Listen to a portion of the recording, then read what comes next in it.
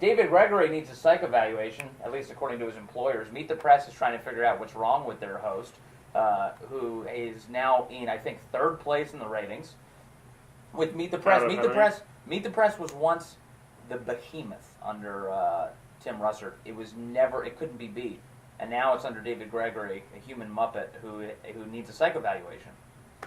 So what's the problem? I think more people in our newsroom need psych evaluation. Tim seemed very likable, and I'm sure he was. You saw him in New Hampshire, right? I saw him in New Hampshire. He was not nice to me, but I've talked to other people who've bumped into him in like drivers and stuff that he was incredibly gracious and nice to. But he just had like a sort of every guy demeanor, and David does not have that.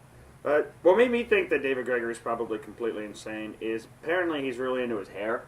I read in that article he gets it done at the salon and he flips out if he touches hair. Could have fooled me. That's a really weird haircut. That are you saying that you don't need to be a psychiatrist to figure out whether or not David Gregory is crazy? I mean, as an American, looking at that guy's hair, I think, I don't identify with that. Just look, and I almost always watch him on mute. He's actually probably a lot better that way.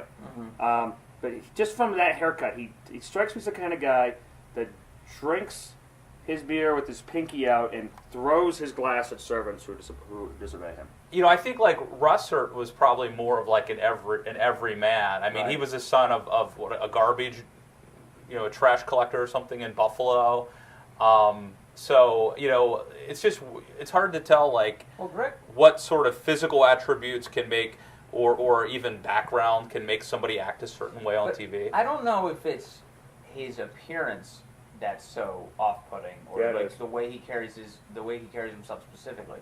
I think in a lot of ways it's his politics. But Gregory occupies this special place, and in some ways Stephanopoulos is closer to this too, where they're overtly liberal in all of their questioning. It's all the time, nonstop Democratic talking points going after Republicans. It doesn't seem like it ever ebbs. And I think in some ways, Gregory's I think that everyone's trying to figure out what's wrong with Meet the Press. I think that's one of the big issues. And everyone knows that the only people who wake up in time to watch the morning shows are right-wing grandparents. I'm just imagining you guys with his haircut.